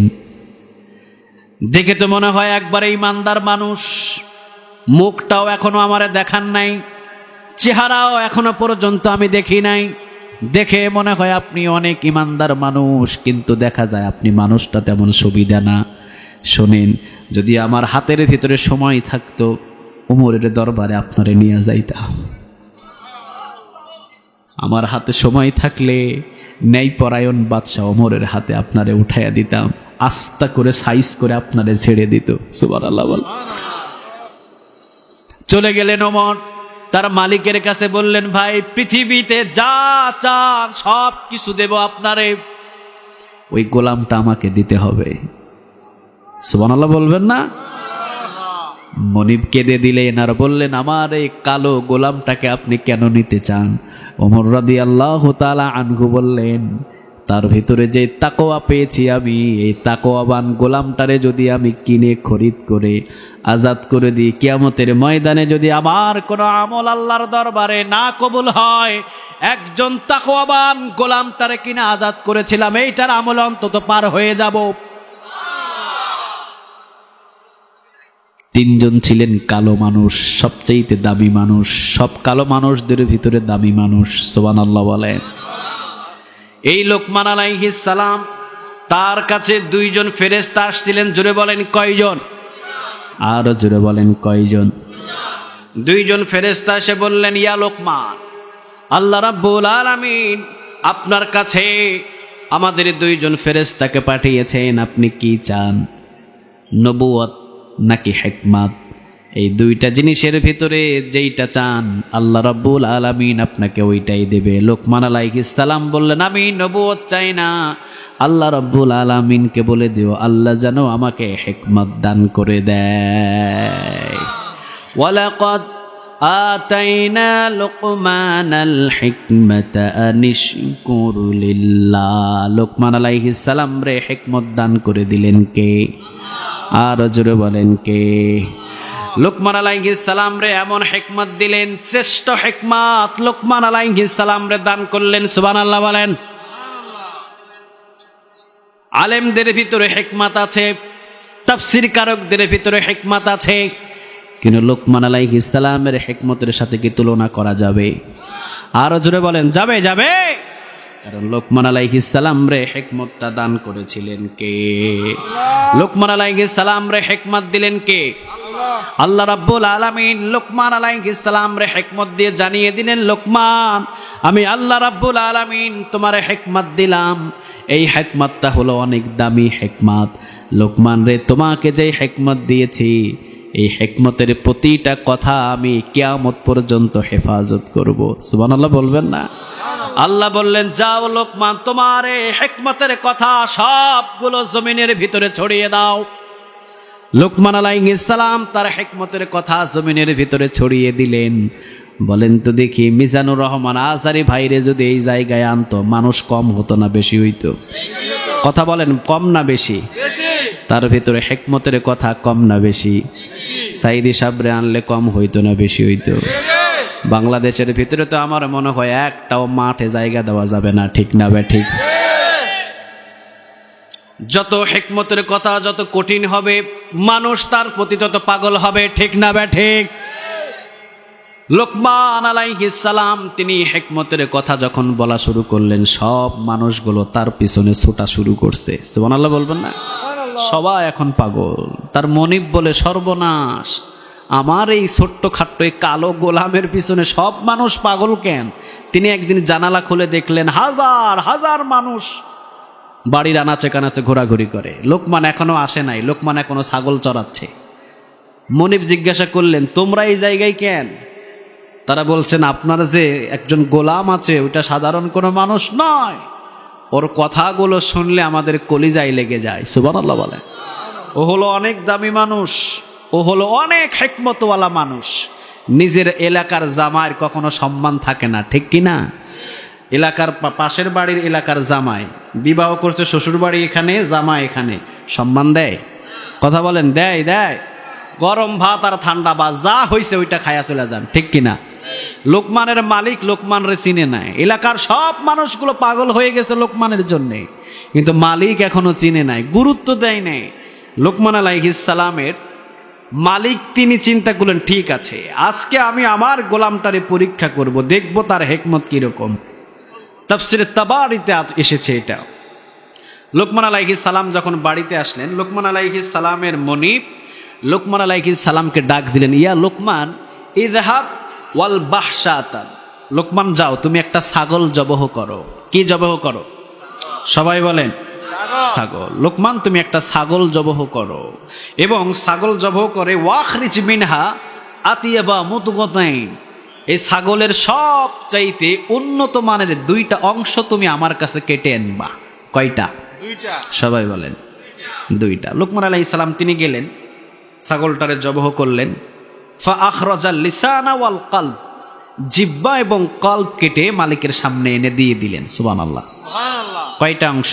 দুইটা। সবাই বলেন, কয়টা? দুইটা। লোকমান আলাইহিস সালামের মনিব বললেন, ইযহাব, আবার যাও, ওয়াল বাহশাতান উখরা, আরেকটা ছাগল জবহ করো, ওয়াখরিজ মিনহা আখবাসা মুদগাতাইন মিনহা, এবং সব চাইতে নিকৃষ্ট দুইটা অংশ কেটে আনো। জোরে বলেন, কয়টা? দুইটা। আরো জোরে বলেন। এটা কি নিকৃষ্ট? আগেরটা বলছে ভালো, ভালো, পরেরটা নিকৃষ্ট। লোকমান আলাইহিস সালাম আরেকটা ছাগল জবহ করলেন এবং আখরাজাল লিসানা ওয়াল কলব, আবারও জিহ্বা এবং কলব কেটে নিয়ে আসলেন। সুবহানাল্লাহ বলবেন না? সুবহানাল্লাহ। মা হাযা ইয়া লোকমান, লোকমান, তোমারে বললাম আমি সব চাইতে দুইটা অংশ ভালো কেটে আনবা, তুমি জিহ্বা এবং কলব কেটে আনলা। তোমারে আমি বললাম সব চাইতে দুইটা অংশ, যেটা শরীরের ভিতরে সব চাইতে নিকৃষ্ট, দুইটা অংশ কেটে আনবা। লোকমান, তখনও তুমি আনলা জিহ্বা এবং কলব, ব্যাপারটা বুঝলাম না। লোকমান আলাইহিস সালাম এবার হিকমতের কথা, হিকমতের আলোচনা শুরু করছে। সুবহানাল্লাহ বলেন। লোকমান আলাইহিস সালাম বললেন, মনিব, জিহ্বা এমন অঙ্গ, শরীরের ভিতরে জিহ্বাটা এমন অঙ্গ, জিহ্বা যদি কারো ভালো হয়ে যায়, শরীরের ভিতরে এর চাইতে দামি অঙ্গ আর কিছু থাকে না। এই জিহ্বা দিয়ে গালি দেওয়া যায় মানুষকে, জিহ্বা দিয়ে শিরক করা যায়, জিহ্বা দিয়ে মিথ্যা কথা বলা যায়, জিহ্বা দিয়ে সব সময় হারাম খাওয়া যায়, জিহ্বা দিয়ে মানুষের পিছনে গীবত করে প্যাঁচ লাগানো যায়, ঠিক না বে ঠিক? আবার এই জিব্বা হলো এমন অঙ্গ, জিব্বার ভিতরে একজনের জিকির রাখা যায়, বলেন তো তিনি কে? এই জিব্বা দিয়ে কোরআন তেলাওয়াত করা যায়, এই জিব্বা দিয়ে ভালো ভালো কথা বলা যায়, এই জিব্বা দিয়ে নসিহত করা যায়, এই জিব্বা দিয়ে মালিকের জিকির করা যায়। আবার কল্পটা হলো এমন অঙ্গ, যদি কল্পটা ভালো হয়ে যায়, কলবের চাইতে শরীরের ভিতরে আর কোনো ভালো অঙ্গ থাকে না। মনিব, এই কলবের ভিতরে কোরআন রাখা যায়, ঠিক না বা ঠিক? এই কোরআন কলবের ভিতরে রাখা যায়। ও মনিব, কলবের ভিতরে আল্লাহর জিকির রাখা যায়, কলবের ভিতরে মানুষের প্রতি ভালোবাসা দেখানো যায়, কলবের ভিতরে এতিম মিসকিনদের ভালোবাসা রাখা যায়। আবার এই কলবের ভিতরে অন্যায় প্রস্তুতি মানে গুনাহ রাখা যায় কি যায় না? খারাপ চিন্তা ভাবনা রাখা যায়, আজে বাজে মন্তব্য রাখা যায়। মনিব চিন্তা করলেন সর্বনাশ, এই লোকমান তো সাধারণ কোনো ব্যক্তি নয়, লোকমান তো অসাধারণ ব্যক্তি। এই যুক্তিটা যখন লোকমান আলাইহিস সালামের মনিব শুনলেন, মনিব বললেন, লোকমান যা, আজ থেকে তোরে মুক্ত করে দিলাম, তোর হিকমতি কথাগুলো দেশ বিদেশের ভিতরে ছড়িয়ে দে। তোর এত হিকমতের কথা ভিতরে, তুই আমার গোলামি করবি কেন? যা লোকমান, আজকে তোরে মুক্ত করে দিলাম, তোর এই হিকমতি কথা দেশ আর বিদেশের সমস্ত মানুষের ভিতরে ছড়িয়ে দিয়ে চিল্লা বলেন আল্লাহু আকবার। লোকমান আলাইহিস সালাম এবার হিকমতের কথাগুলো শুরু করলেন। লোকমান আলাইহিস সালাম মানুষদেরকে হিকমতের কথাগুলো বললেন। নিজের সন্তানগুলো একদিন লোকমান আলাইহিস সালাম রে ধরলেন আর বললেন, বাবা, আপনি তো দেশ বিদেশের চতুর্দিকে হিকমতের কথাগুলো আপনি ছড়িয়ে দেন, আমরা সন্তান, আমাদেরকে আজকে একটু নসিহত করেন। সুবহানাল্লাহ বলেন। লোকমান আলাইহিস সালাম এক মুষ্টি সরিষা নিলেন, ছোট্ট একটা ব্যাগের ভিতরে এক মুষ্টি সরিষা নিলেন। লোকমান আলাইহিস সালাম এইবার নিজের সন্তানদেরকে নসিহত করা শুরু করলেন। সুবহানাল্লাহ বলেন। নসিহত করতে করতে একটা করে সরিষা রাখে, একটা করে নসিহত করে, একটা করে সরিষা রাখে, একটা করে নসিহত করে, একটা করে সরিষা, একটা করে নসিহত। সরিষা শেষ হয়ে গেল, লোকমান আলাইহিস সালামের নসিহত শেষ হয় না। কত নসিহত করেছেন, সুবহানাল্লাহ বলবেন না? ওই নসিহতের ভিতরে কয়েকটা স্পেশালি নসিহত কার কুদরতি অন্তর জয় করেছে? আরো জোরে বলেন, কার? আল্লাহর কুদরতি অন্তর কয়েকটা নসিহত জয় করে ফেললেন। আল্লাহ বললেন, লোকমান, তোর এই কয়েকটা নসিহত আমি কিয়ামত পর্যন্ত আমার আখিরি উম্মতদেরকে দিয়ে দিলাম। সুবহানাল্লাহ বাড়িতে গিয়ে বলেন। বলেন তো দেখি, আমার ওয়াজটা এই যে ভিডিও হচ্ছে, এই ভিডিওটা হয়তো 50 বছর, 100 বছর, 200 বছর ইউটিউব সফটওয়্যার যদি ডিলিট করে দেওয়া হয়, আর কি খুঁজে পাওয়া যাবে? আরো জোরে বলেন, যাবে? যাবে। বাংলাদেশের যত স্কলার আছে সবার বয়ান ইউটিউবের ভিতরে আছে। হয়তোবা 100 বছর, 200 বছর পর যদি আবার খোঁজাখুঁজি করেন, হয়তোবা ভাইরাসে দূর হয়ে যাবে, যে কোনোভাবে ডিলিট হয়ে যাবে। ইউটিউব সফটওয়্যার যদি ডিলিট করে দেয়, তাহলে ওইটা ওয়াজ আর খুঁজে পাওয়া যাবে? কথা বলেন, যাবে। কিন্তু আল্লাহ বললেন, লোকমান, তোর এই নসিহতগুলো আমি আল্লাহ রাব্বুল আলামিনের আমার কাছে এত ভালো লেগেছে। লোকমান, যা, আমি আল্লাহ রাব্বুল আলামিন আখিরি পয়গম্বরের কোরআনের ভিতরে তোর নসিহতগুলো তুলে দিলাম। কিয়ামত পর্যন্ত এই নসিহতের হেফাজত কেউ করবে না রে লোকমান। কিয়ামত পর্যন্ত প্রত্যেকটা নসিহত হেফাজত করবে একজন, বলেন তিনি কে? লোকমান এবার নসিহত শুরু করলেন। লোকমান আলাইহিস সালাম এবার নসিহত শুরু করলেন নিজের সন্তানদেরকে। ওয়ালাকাদ আতাইনা লোকমান আল হিকমাতা আনিশকুরু লিল্লাহ। আসলে লোকমানকে হিকমত দিয়েছিলেন কে?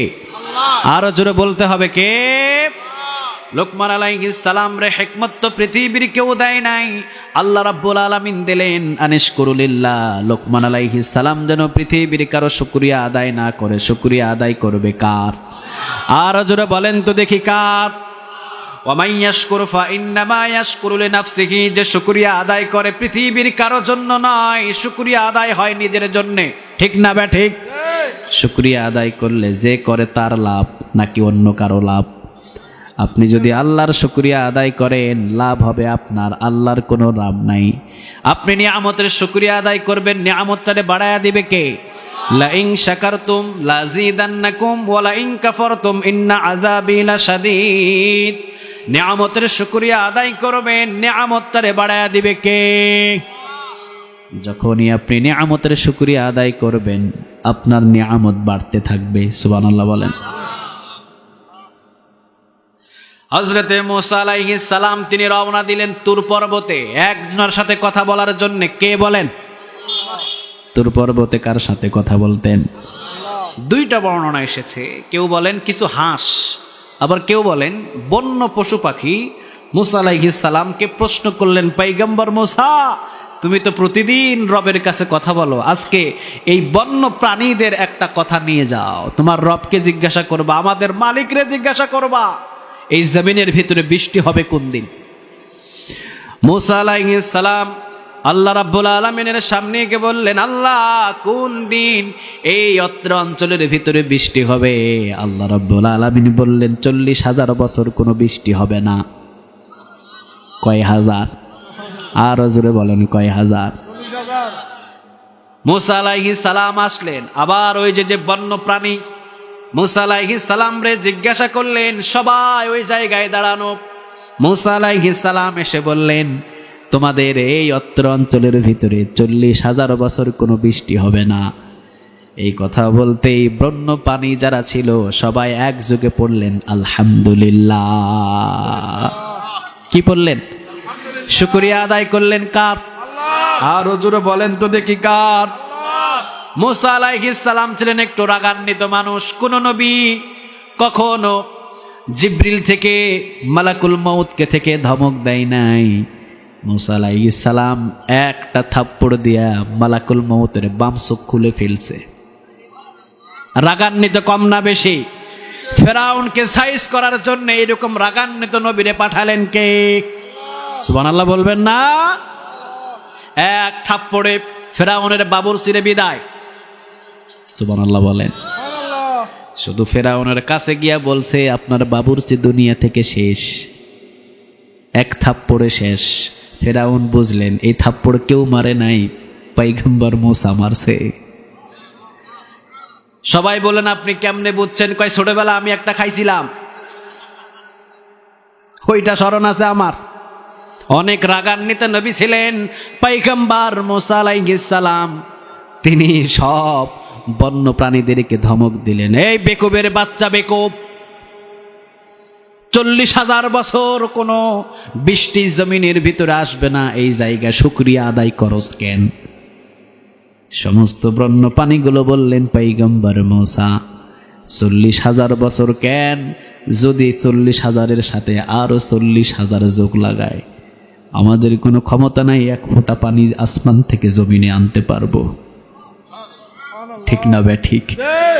আল্লাহ যদি বলে 80,000 বছর কোনো বৃষ্টি পড়বে না, পৃথিবীর কারো ক্ষমতা নাই এক ফোঁটা বৃষ্টি আসমান থেকে আনতে পারে। 40,000 বছর যেহেতু আল্লাহ রাব্বুল আলামিন দিতে রাজি হয়েছে, মিথ্যা কথা বলেন না কে? আর জোরে বলেন কে? 40,000 বছর পর যেহেতু দেবে, ওইটার শুকরিয়া আদায় করলাম আলহামদুলিল্লাহ। ইতিমধ্যেই ঝমঝম ঝমঝম করে বৃষ্টি পড়া শুরু হয়েছে। সুবহানাল্লাহ বলবেন না? মূসা আলাইহিস সালাম ডানেও তাকায়, বামেও তাকায়। মূসা আলাইহিস সালাম নিজেও ভিজে গেলেন, সব বন্য প্রাণীগুলো ভিজে গেল। সব বন্য প্রাণীগুলো ধমক দিলেন, পয়গম্বর মূসা মিথ্যা কথা বলার আর জায়গা পাও না, মিথ্যা কথা বললা কেন? তুমি তো বললা 40,000 বছর বৃষ্টি হবে না, 40 সেকেন্ডের ভিতরে বৃষ্টি দিয়ে দিলেন কে? আল্লাহ। কেন আমাদেরকে মিথ্যা কথা বললা? লোক মূসা আলাইহিস সালাম নিজে অপমানিত হলেন এবং সিজদায় পড়লেন, রব্বে কারীম। অপমান করার জায়গা আর পাইলেন না। এত বড় অপমান করলেন আপনি আমারে। আপনি নিজেই বললেন 40,000 বছর বৃষ্টি দেবেন না, আবার 40 সেকেন্ডের ভিতরে ঝমঝম ঝমঝম করে বৃষ্টি দিলেন। আল্লাহ রাব্বুল আলামিন বললেন, 40,000 বছর তো আমি দিব না, এটা আমার লিখিত ছিল। কিন্তু যখনই আমার এই বন্য প্রাণীগুলো নিয়ামতের শুকরিয়া মানে 40,000 বছর দিব, এরপরেও পড়ছে আলহামদুলিল্লাহ। আমি আল্লাহ খুশি হয়ে 40,000 বছর কেটে দিয়ে 40 সেকেন্ডের মাথায় দিয়ে দিলাম।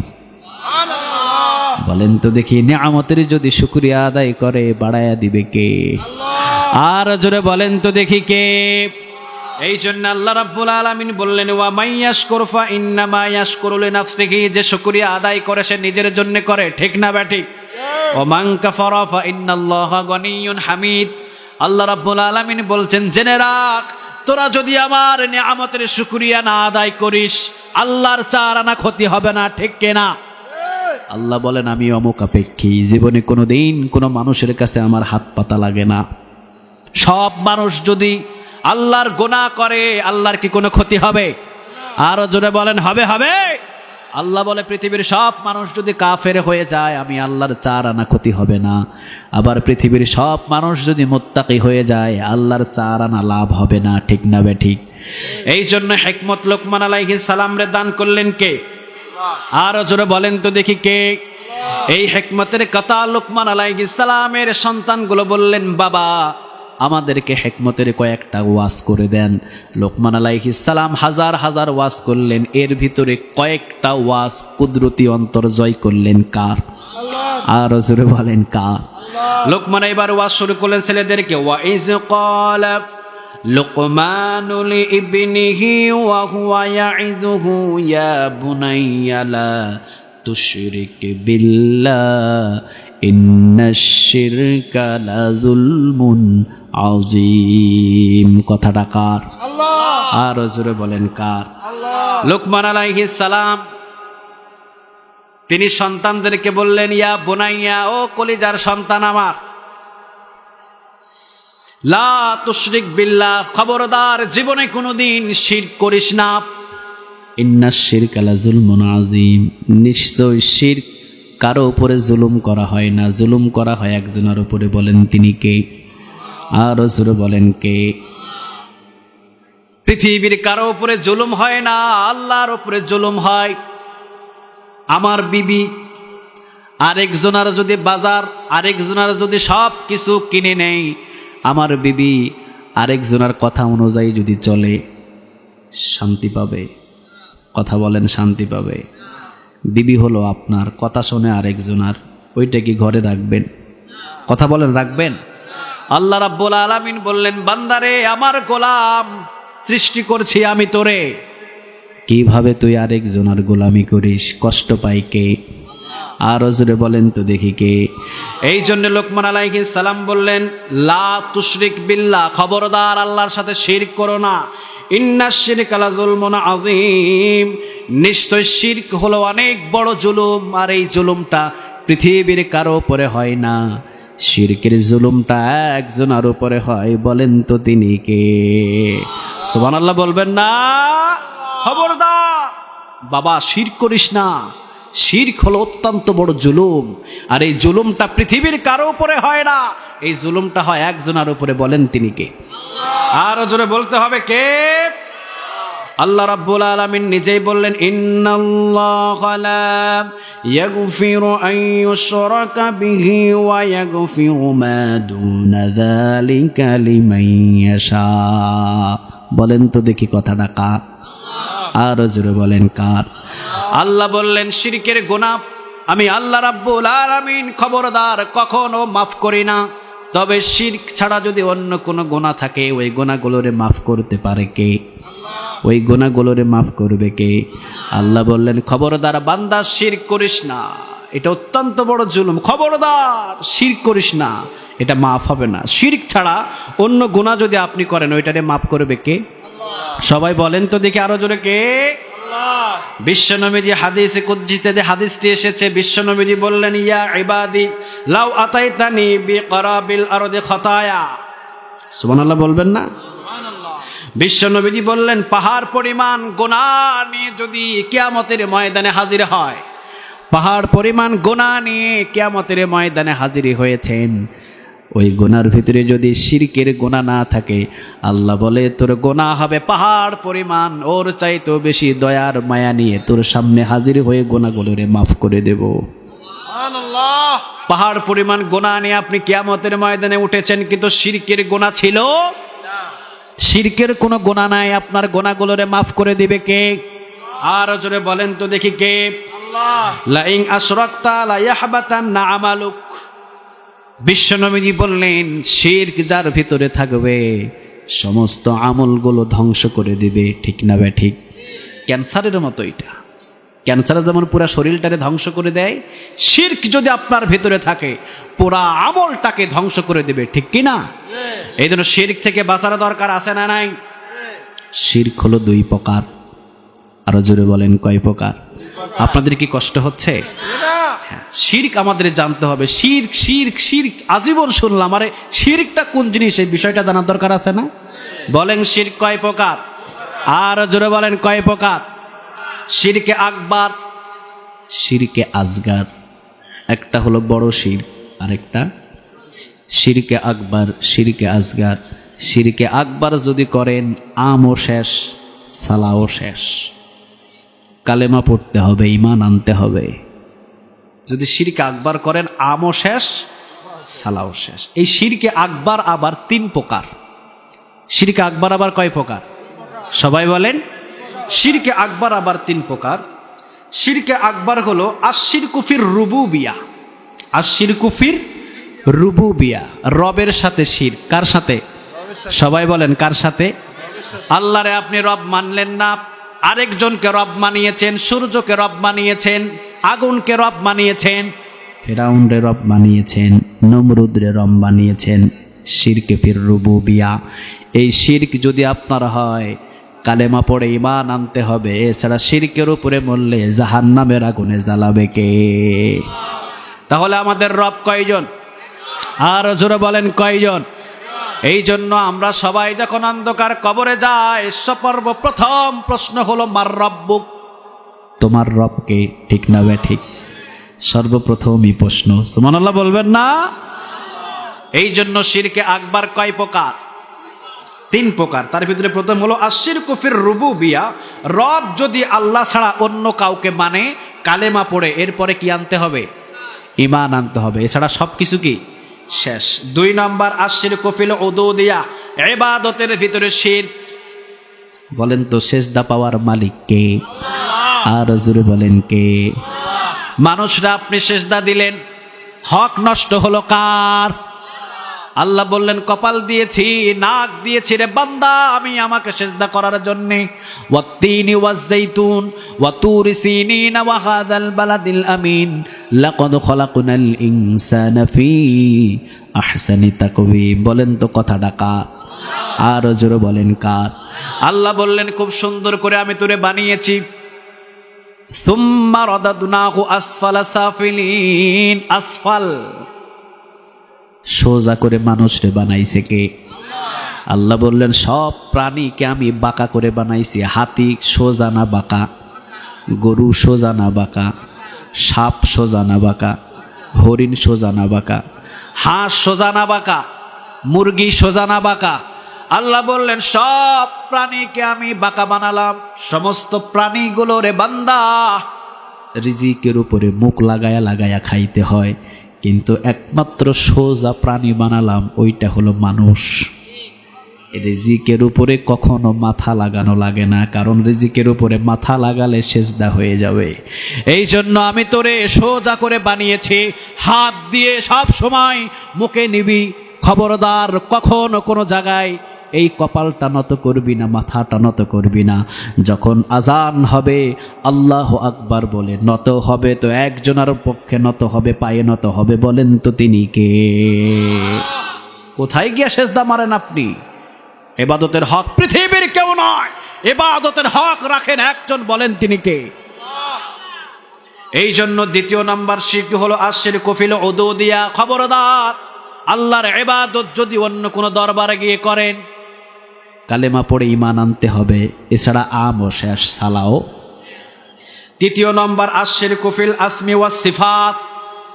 আল্লাহ রাব্বুল আলামিনের কিছু গুণান্বিত নাম আছে, এই নামের অনুসারী অর্থ অনুযায়ী কারো কাছে কোনো কিছু চাওয়া যাবে। কথা বলেন, চাওয়া যাবে? অনেক সময় আমরা বলে ফেলি আমার ছেলে দিয়েছে আমার বাবা, আসলে ছেলে দিয়েছেন কে? আমারে খাবার দিয়েছেন আমারে অমুক, আসলে খাবার দিয়েছেন কে? খবরদার এমন ভাবে কথা বলা যাবে না, বলবেন আল্লাহ রাব্বুল আলামিনের মাধ্যম দিয়ে আমারে ছেলে দিয়েছে, ঠিক না বে ঠিক? আল্লাহ রাব্বুল আলামিন সন্তান দেন, খাবার দেন। যদি কেউ বলে অমুকের দোয়ায় বৃষ্টি আইছে, না না, আসলে বৃষ্টি দিয়েছেন কে? আর জোরে বলেন কে? যদি কেউ বলে যে আমাকে রিজিক দেয় আমার বস,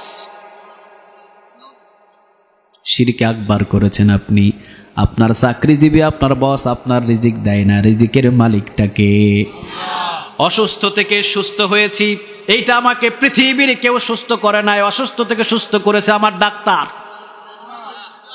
খবরদার শিরকে আকবার করলেন। আপনি পানি পান করলেন, পিপাসার ভিতরে পানি পান করলেন, যে আপনাকে পানি খাওয়ালো আপনি বললেন আপনি যদি পানি না খাওয়াতেন, এই পানির মালিক আপনি, আপনি যদি পানি না খাওয়াতেন আমি মরেই যেতাম। খবরদার, ওই পানি তো যে খাইয়েছে পানিটা তার না, পানির মালিকটাকে। আরো জোরে বলেন কে? এই জন্য হায়াতের মালিকটাকে, মৌতের মালিকটাকে, রিজিকের মালিকটাকে আমরা তো সব সময়ের জন্য বলেছি আমানতু বিল্লাহি ওয়া মালাইকাতিহি ওয়া কুতুবিহি ওয়া রাসূলিহি ওয়াল ইয়াউমিল আখির ওয়াল কদরি খায়রি ওয়া শাররিহি মিনাল্লাহি তাআলা ওয়াল বা'সি বা'দাল। ভালো মন্দ যতগুলো তাকদীর আছে সব কিছুর মালিক একজন, বলেন তিনি কে? এই জন্য খবরদার, আল্লাহর নাম আছে, ওই নামের অর্থ অনুযায়ী আল্লাহ শুধু ওইটার অধিকার রাখে, পৃথিবীর আর কেউ ওইটার অধিকার রাখতে পারে? আরো জোরে বলেন পারে? তার শিরক হলো কয় প্রকার? আরো জোরে বলেন কয় প্রকার? শিরকে আকবার, শিরকে আসগার। তো শিরকে আসগার হলো ছোট শিরক। এই ছোট শিরক যদি হয়ে যায় তাওবা করলে মাফ করে দিবে কে? আরো জোরে বলেন কে? এই শিরকে আসগার যদি হয়, অসংখ্য শিরকে আসগার আমাদের সমাজের ভিতরে এখন এলোমেলো হয়ে আছে, আমাদের জানতে হবে। প্রথম নম্বর শিরকে আসগারের প্রথম নম্বর যে শিরকে আসগার সেইটা হলো রিয়া। সেইটা কি? সবাই বলেন কি? হজ করে আসছে, পোস্টারের ভিতরে যদি আলহাজ নাম দেখায় বেটটা চেত্যা ওড়ে, আছে না নাই? 3 লাখ টাকা খরচ করে হজ করে আসলাম, আমার নামের আগে আলহাজ বসাইলি না কেন? এই যে রিয়া। ইবাদত করেছে কার জন্যে? আল্লাহকে খুশি করার জন্য আপনি হজ করছেন। আপনি কি পোস্টারে নাম দেওয়ার জন্য হজ করছেন মিয়া? এই নাম নিয়ে যদি আপনি এত ফয়সালি করেন, কারবারি করেন, আপনার ভিতরে অহংকার আসতেছে, রিয়া। খবরদার, এই রিয়া যদি থাকে, তাওবা যদি না করেন, জাহান্নামের আগুনে জ্বালাবে কে? আর জোরে বলেন কে? নামাজ পড়ছেন, তাহাজ্জুদ নামাজ, দোকানে বসেছেন, সবাইরে বলতেছেন আমি তাহাজ্জুদ নামাজি, এই যে রিয়া, অহংকার করছেন। খবরদার। আলেম হয়েছেন, মুফতি পাস করেছেন, অহংকারে ফেটে পড়ছেন। আপনি মুহাদ্দিস হয়েছেন, অহংকারে ফেটে পড়তেছেন। খবরদার, এই রিয়া যেন ভিতরে না থাকে। এইটা হলো শিরকে আসগার। তাওবা করলে মাফ করবে কে? আর যদি রিয়া অবস্থায় মারা যান, জাহান্নামের আগুনে জ্বালাবে কে? দ্বিতীয় নাম্বার শিরকে আসগার, আল্লাহর নাম ছাড়া অন্য কারো নামে কসম খাওয়া যাবে। ছেলের কসম, মেয়ের কসম, বাবার কসম, আছে না নাই? আমার মায়ের কসম, আছে আছে? কথা বলেন, আছে? কসম কারো নামে খাওয়া যাবে না, কসম একজনের নামে খাইতে হবে, বলেন তিনি কে? আল্লাহর কসম। আল্লাহর চাইতে কি বড় কেউ আছে? কথা বলেন, আছে আছে? আপনি কার নামে কসম খান? অন্যর নামে কসম খাইলে তো আল্লাহরে ছোট করলেন মিয়া। কসম হবে কার নামে? আল্লাহর কসম, আমি এই কাজটা করি নাই, বাস আল্লাহরে বড় করলেন। আমি এমন কারো কসম খাইলাম তার চাইতে আসমান এবং জমিনে কেউ আর বড় থাকতে পারে? ছেলের নামে কসম করছেন মানে আল্লাহরে প্রাধান্য দিলেন না, আপনি ছেলেরে প্রাধান্য দিলেন। খবরদার। এই জন্য কসম করতে হলে শিরকে আসগার কসম পৃথিবীর কারো নামে নয়, কসম করতে হবে একজনের নামে, বলেন তিনি কে? শিরকে আসগার 3 নাম্বার। সুলক্ষণ আর কুলক্ষণ সমাজে আছে না নাই? নতুন একটা বিবাহ করে ঘরে আনছে, নতুন মানুষ সাংসারিক কাজ করতে করতে বলছে মা একটা চা বানায় নিয়ে আসো। চা বানাইতে গিয়া নতুন মানুষ একটু চার প্লেট অথবা পিরিচ ভেঙে গেছে, এই শুরু করছে, এই তো বৌমাটা কুলক্ষণ, আইসাই শুরু করছে ভাঙাভাঙি। আছে শিরকে আসগার। খবরদার। তুই দোকানের ভিতরে ঢুকিস না, ক্রিকেট খেলা হয়, তুই আসলেই মাশরাফি আউট হয়, তাড়াতাড়ি বাহির হ। কয় কি কয় না? শিরকে আসগার। আবার বলে এমন একজনের চেহারা দেখলাম সারা দিনটাই মাটি। বলে কথা বলেন, বলে কয় তোর চেহারা দেখলে আমার সারা দিন ইনকামই বন্ধ। কথা কন না কেন?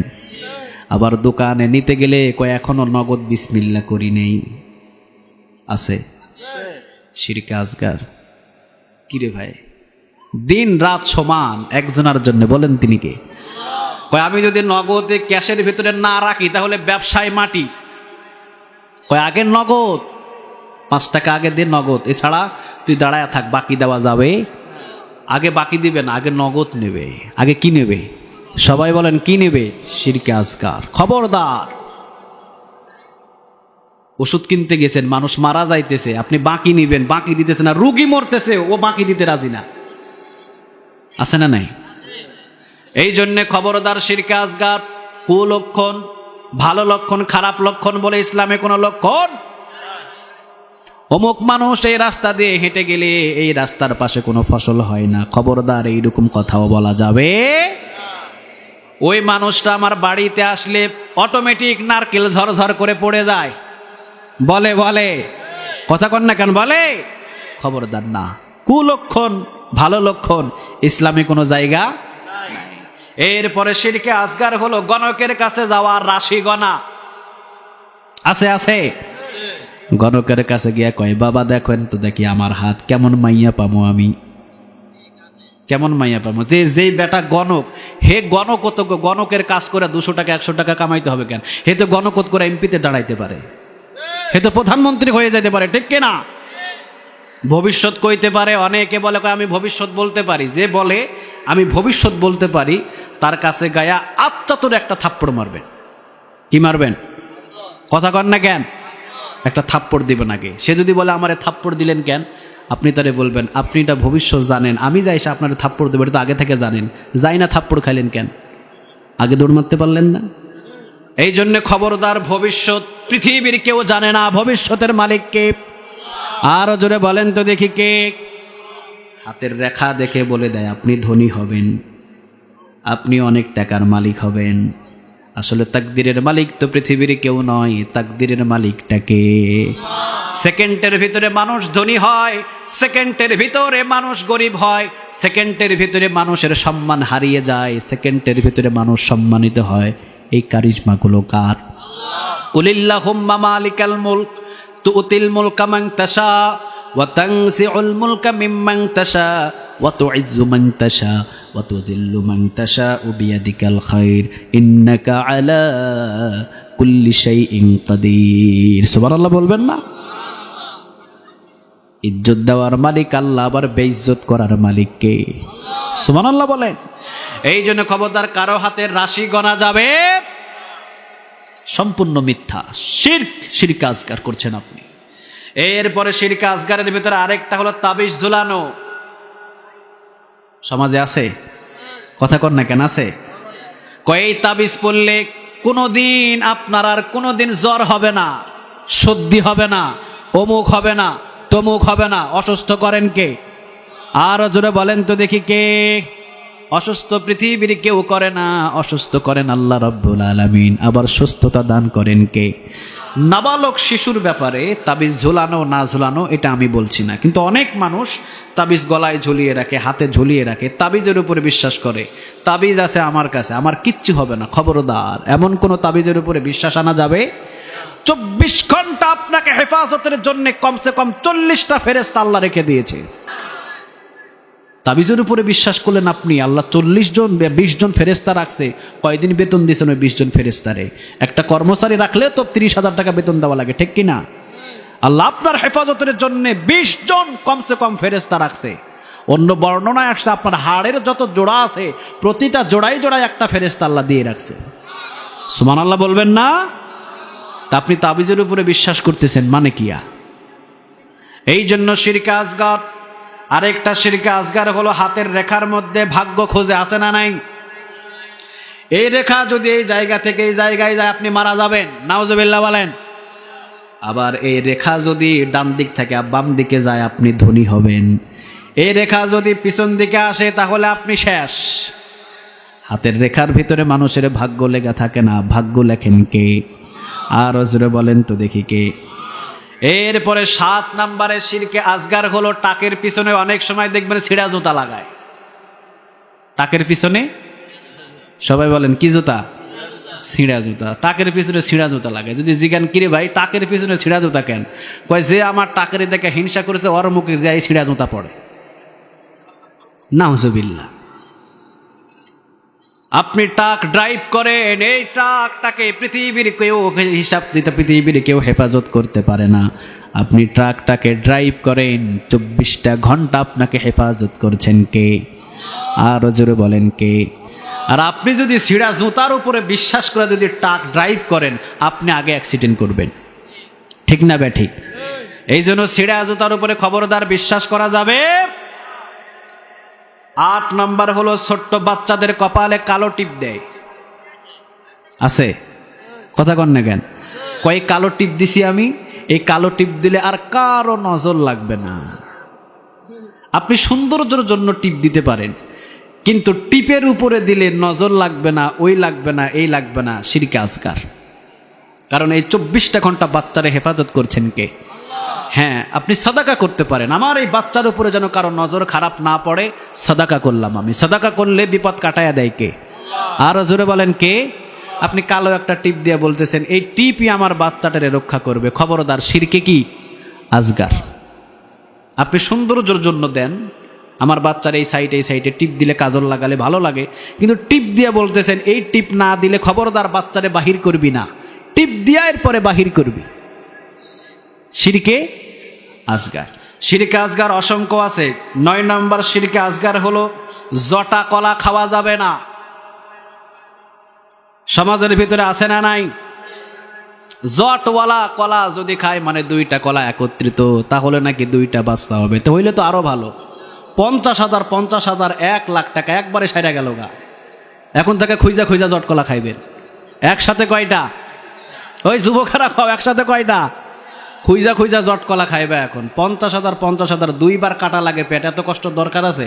2টা খাইবা জট কলা, যদি 2টা হয় আলহামদুলিল্লাহ। শিরকে আসগার, খবরদার। আবার অনেকে বলে পরীক্ষার দিনে যদি সকালে ডিম খায় তাহলে কিন্তু শেষ। আছে না নাই? শিরকে আসগার। পরীক্ষায় পাশ করবেন, এই হিকমতটা রাখেন কে? আবার অনেকে বলে কয় তোর মাথার ভিতরে 2টা গিট্টি, 2টা বউইব। কথা বলেন, বলে মাথায় যদি একটা গিট্টি থাকে কয় একটা হবে, মাথায় যদি 2টা থাকে 2টা হবে। আসলে বিবাহের ফাইসালা করেন কে? আর জোরে বলেন কে? এই জন্য আল্লাহ রাব্বুল আলামিন লোকমান আলাইহিস সালামের অসংখ্য নসিহতের ভিতরে কয়টা নসিহত পছন্দ করলেন। আল্লাহ রাব্বুল আলামিন নসিহতগুলোকে কিয়ামত পর্যন্ত আখিরি উম্মতের জন্য, আখিরি পয়গম্বরের কিতাবের উপরে উঠায়া দিলেন কে? আর উঠায়া দিয়ে বললেন, ও নবী দেখেন লোকমান আলাইহিস সালাম কিভাবে তার সন্তানদেরকে শিরক থেকে বিরত রাখার জন্য আহ্বান জানিয়েছে। পৃথিবীর সমস্ত বাবা যেন, আমার আখিরি উম্মতগুলো যেন সমস্ত সন্তানদেরকে এইভাবে শিরক থেকে আহ্বান করে। সুবহানাল্লাহ বলে। শিরক থেকে ফিরে আসার আহ্বান করবে। এই জন্য খবরদার, যদি শিরকে আকবার হয় আমও শেষ, সালাও শেষ। শিরকে যদি আসগার হয় তাওবা করলে মাফ করে দিবে কে? আর জোরে বলেন তো দেখি কে?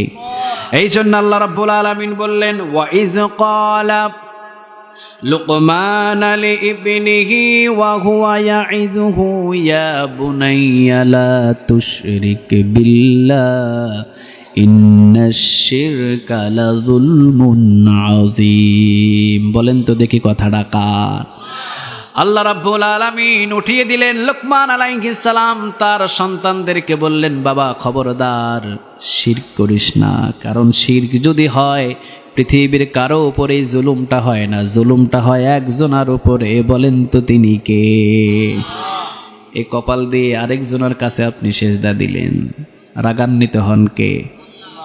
চাইবেন আল্লাহর কাছে, কিন্তু চাইলেন হলো মাজারে, রাগান্বিত হন কে? মাজারে চাওয়া চাই আছে না নাই? আরো জোরে বলেন, আছে আছে। আমি একবার এক মাজারে গিয়েছিলাম, নাম বলছি না আমি, সেখানে 2 হাত তুলে তুলে ঝাঁকায়া ঝাঁকায়া চাইতেছে, বাবা তুমি আমার একটা ছেলে দাও, ছেলে দাও, ছেলে দাও। আমি বললাম, মা আপনি যে ছেলে চাইছেন, যার কাছে ছেলে চাইতেছেন ও তো জীবনে বিয়েই করে নাই। শাহাদাল আলী আমিন রাহিমাহুল্লাহ, তিনি কি বিয়ে করছে? কথা বলেন। ছেলে চাইতে, আমি বলতে উনি তো বিয়েই করেন, আর ওনার কাছে ছেলে চান কেমনে আপনি? আর উনি কি ছেলে ওনার গোডাউন নিয়ে বসে আছে নাকি? আমি বললাম, মা বলেন তো দেখি কেন এখানে ছেলে চাইলেন? সবাই চাই এই জন্য আমিও চাইলাম। আমি বললাম, মা একটু যুক্তির ভিতরে আসেন, আপনি যেই দরবারে ছেলে চাইলেন, বলেন তো মা, কুকুর কোন দরবারে তার সন্তান চাইছে কিন্তু কুকুরের 10টা 12টা সন্তান হয় কি হয় না? কথা কন না কেন? ও কোন দরবারে চাইছে? বলেন তো মা, গরু কোন দরবারে চাইলেন, গরুর সন্তান হয় কেমনে? ছাগল কোন দরবারে চাইলেন, ছাগলের সন্তান হয় কেমনে? মা এইগুলা বন্ধ করে দেন। আপনার নসিবে যদি সন্তান থাকে আপনি পাবেন, আর নসিবে যদি সন্তান না থাকে পৃথিবীর সব দরবার ঘোরাঘুরি করবেন, একটা সন্তান দিতে পারবে না, ঠিক না ভাই ঠিক? আর যদি আপনার নসিবে সন্তান থাকে কোনো দরবারে যেতে হবে না, আপনার নসিবে সন্তান থাকলে আপনার কাছে সন্তান যে কোনো মাধ্যমে পাঠায়া দিবেন কে? সুবহানাল্লাহ বলবেন না? আল্লাহ সমস্ত শিরক থেকে আমাদেরকে হেফাজত করুক। আর জোরে বলেন আমিন। ঠান্ডাও যেমন বেশি, রাতও হয়েছে অনেক, আর লম্বা আলোচনা নয়। ওয়াখির দাওয়ানা আনিল হামদুলিল্লাহি রাব্বিল আলামিন। মোনাজাতের মাধ্যমে, সমাপনী ঘোষণার মাধ্যমে আমরা এখান থেকে বিদায় নেব। আসসালামু আলাইকুম ওয়া রাহমাতুল্লাহ।